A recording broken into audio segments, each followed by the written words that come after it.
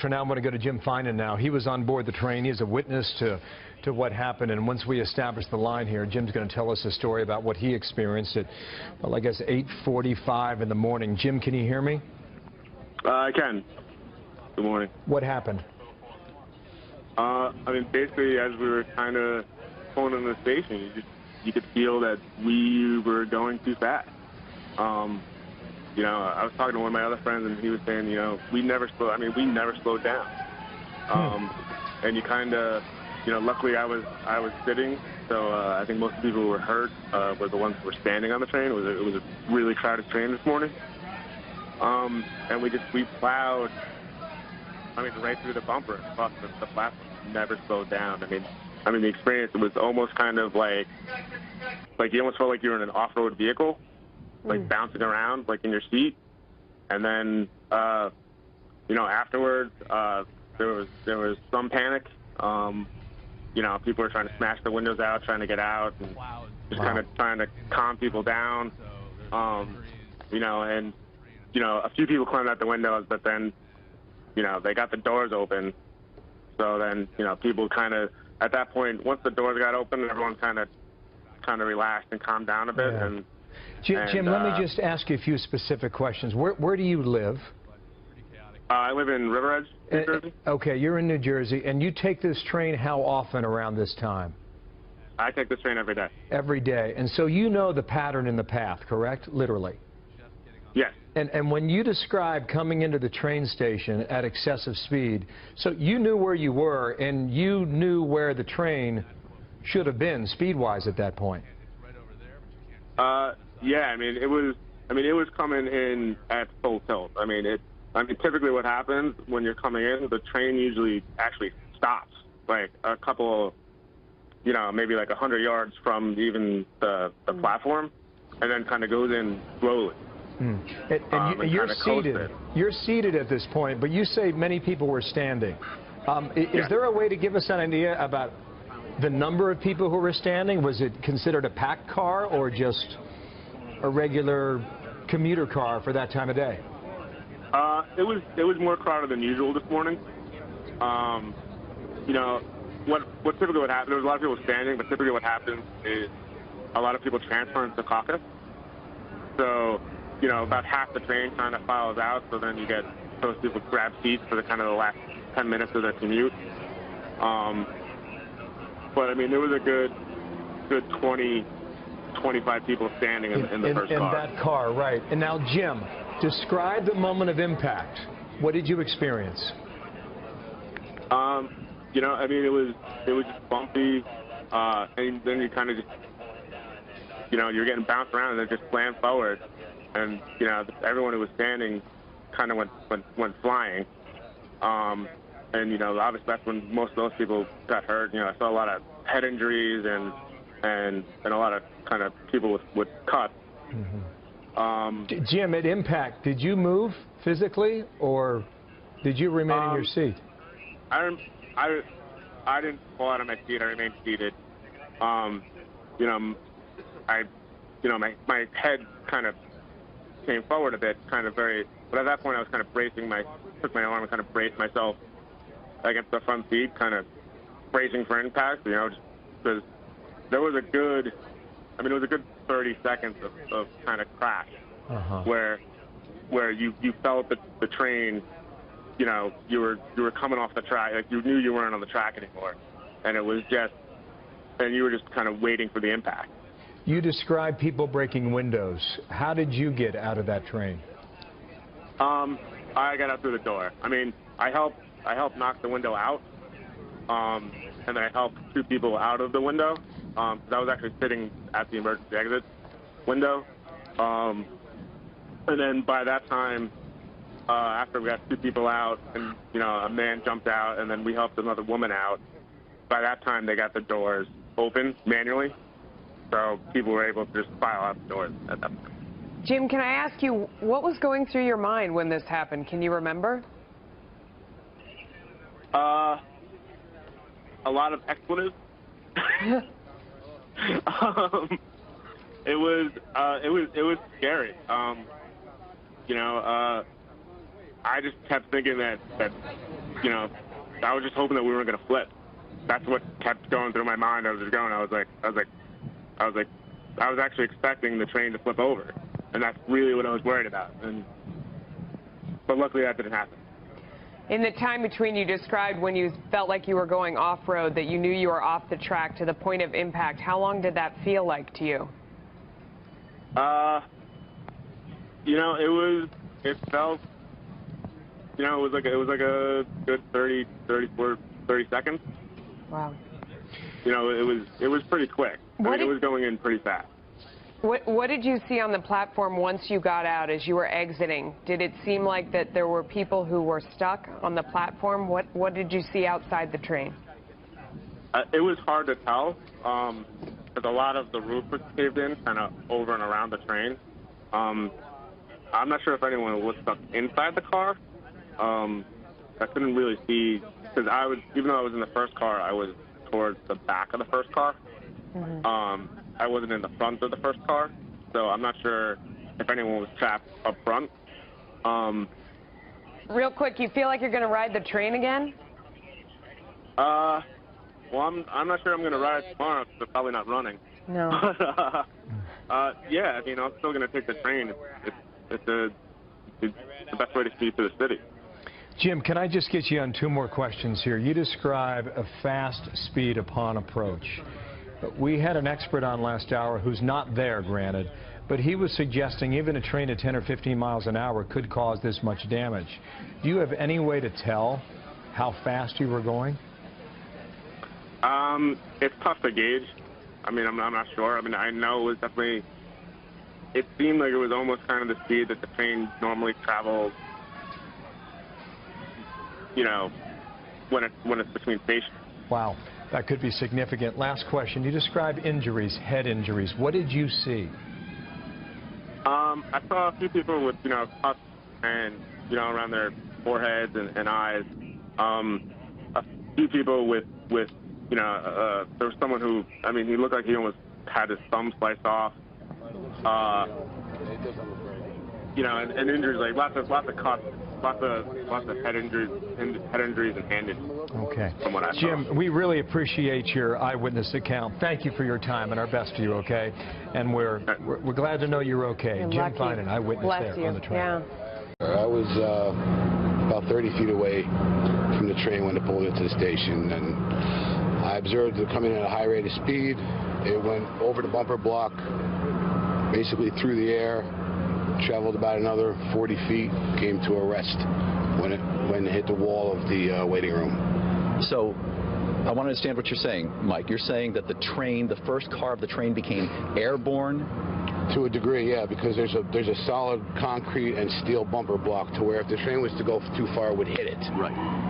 Apparently the train was traveling fast enough to have hit it and gone over it. So it kind of, yeah, it went airborne to a degree. Mike, did you hear any screeching brakes, anything? You work on locomotives. You know what brakes sound like. Did you hear that? No, I didn't. I heard just an initial bomb sound. I knew it wasn't a bomb because I saw it happen, but it was just initially just a horrendous exploding noise and concrete dust, electrical wires, and the train flying into the depot. It was kind of, couldn't believe what I was seeing. You know, it was something you really wouldn't, working there for so long, you'd never believe that could happen. And so people understand what that terminal looks like. The track actually terminates, and then people can walk in that area where the track terminates. Well, yes, the track terminates, and then they exit the train, and then the terminal is in front of where the tracks terminate. Yeah. And so can you describe that scene? And I know, because I've seen you take deep breaths here, I know that this is difficult. What did you see immediately after? Describe the scene after the impact. Well, we ran over, and there were a lot of people kicking out windows, trying to exit the train. We told them not to, because if there had been any, the catenary wires are touching the top of the train, and you exit the train and touch the ground, you're going to electrocute it. A lot of people don't realize that. So we tried to keep them on the train, kept them on the train. And we determined there was no power, so we were able to enter the train. And we got into the first car, We got halfway through the first car. The second half of the first car was completely destroyed to where they were crawling on their hands and knees, and we were trying to get, as many people out. I assisted in maybe 3 or 4 people getting out. Then the first responders came and told me to exit. Can you describe the extent of the injuries that you saw? I have no idea how many injuries there are. I saw some pretty serious injuries. They were alive and conscious, but yet very serious. But like I said, once the first responders and the police came, they made the rest of us stay far, because they also believe structurally the depot is not it's not structurally sound anymore, because the whole roof was ripped apart by the train.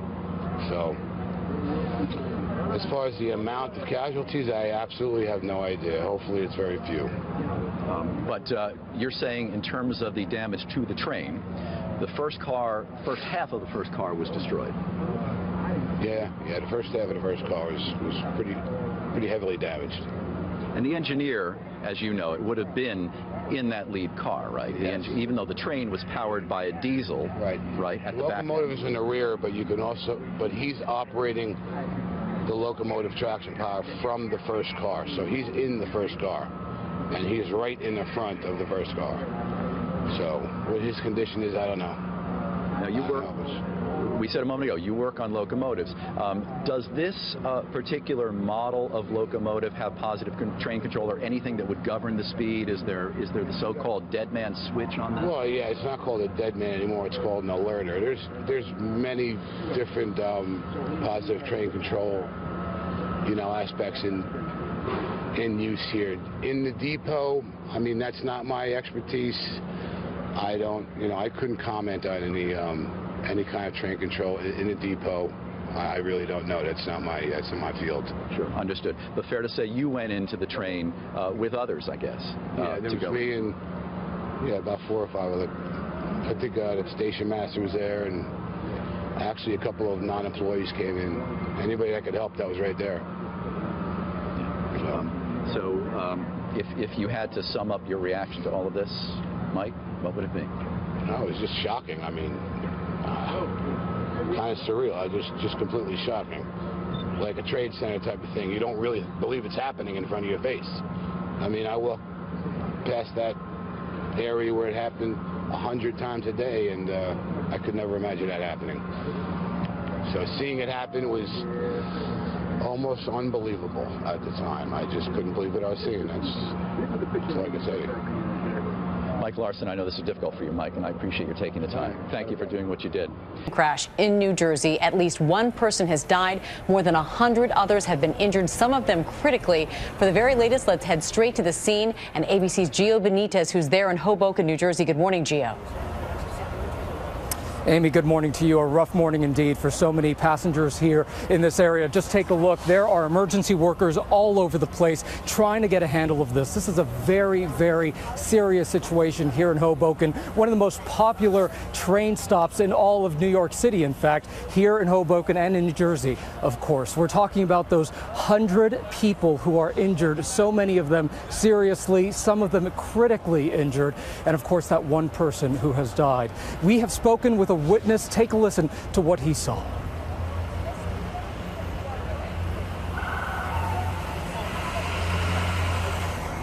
Gio, I know that we are hearing from witnesses throughout the morning, and you talked with them specifically, many people describing it as a shaking and just merely the fact that the train wouldn't stop. There were no brakes, and it came up onto the platform, as we're seeing some of that video coming in from the train station. What were some of those witnesses telling you? Well, they were saying that that train just slammed into this platform, and that's what we're worried about, is did it hit many people as it was, slamming into this platform? Were those people just waiting there, waiting for this train? We know that the train was late, so we don't know what factored into this train slamming into the platform. When it did that, we're told that one of the columns actually collapsed, and so part of the roof inside that train station also collapsed, Amy. And Gio, we've heard reports throughout the morning that there may be people still trapped as emergency crews and first responders rushed to the scene almost immediately. This happened just before 9 a.m. East Coast time. Any word on what's happening inside in terms of any rescue or recovery efforts? We have seen emergency worker after emergency worker, Amy, going in and out of this. They are desperately trying to get there. Many of these trucks have been just moving all over the place trying to get there to see who is still trapped because we don't know how many of the injured were passengers and how many of the injured were just waiting for this train. As you can imagine, this is rush hour traffic. I was getting calls from people who said, I was going to get on that train, but I missed it by 5 minutes.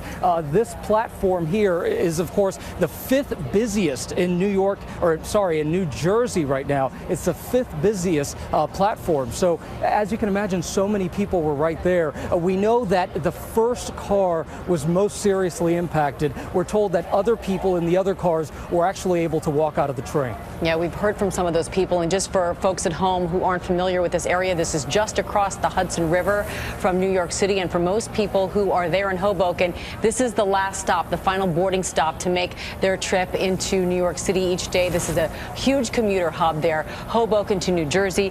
We know that the NTSB, the National Transportation Safety Board, is on the scene. They're now investigating possible causes. Gio, what have eyewitnesses said? That is there any indication what may have happened here? All they were saying is that it was going very fast. So, Amy, that's all we know right now. But one of the things that the NTSB is going to be looking at, they're going to be looking at maintenance. They're going to be looking, of course, at human factors, possible fatigue. You know, did that operator sleep enough? We're going to be looking at track condition, the train itself. Many of these trains are older trains, so they're going to look at whether it was properly maintained. So many factors could be responsible for this, Amy. All right, Gio, thank you so much for that eyewitness report. We'll let you get to doing what you do best, to get out there and talk to people and see what's happening at this hour. In the meantime, we have someone who witnessed part of this tragedy unfold. Matt Hallidick was on the other side, I believe, when the train came up onto the tracks, off the tracks, onto the platform there. Matt, I know you're joining us by phone. Just set the scene for us. Tell us what happened, what you saw. Well, I was coming from the opposite side, like you said. I was coming from the light rail side, from Bayonne by the water. And as I was getting off the train, I had my headphones in, and I heard a woman yelling that there was an accident, and the train had crashed. You couldn't get to the street; everything was blocked off, and wasn't sure, what she was saying or what was going on at that point. But as I turned the corner to go into the station, it was already pretty chaotic. There were people everywhere, and stopping and taking photos. You could see the train had gone through the station. You could see the roof and the, some of the structural part of the station that collapsed. There was water leaking. The wires were hanging. It was pretty crazy. I can't even imagine. We know one person has been killed, more than 100 others injured. I can't imagine what that scene looked like. Did you see some of the wounded? I know that there were a lot of walking wounded, reports of people, others perhaps trapped as well. Just tell us what you saw. Well, as I walked through the waiting area inside to get out to get to work, I saw some people who, looked like they had been wounded in some way. I'm not sure if they were on the train or, in the station and were affected that way, but they were, a lot of people shaken up. Some people were getting some medical attention. When I got outside, there were some people who were on the ground, getting medical attention, and that's when you really start to see an influx of first responders. There were already some on the scene, but then there was, as I was getting out, there was a ton of, police, ton of fire personnel, medical personnel, and they were, just been an influx of first responders all morning.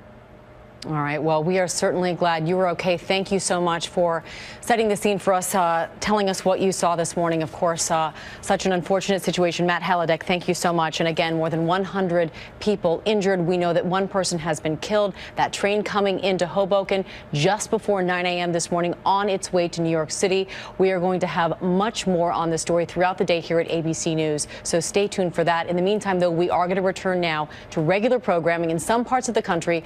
That is Good Morning America. And of course, there will be a complete wrap up on World News Tonight with David Muir.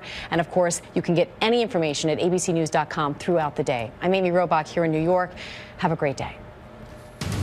This has been a special report from ABC News.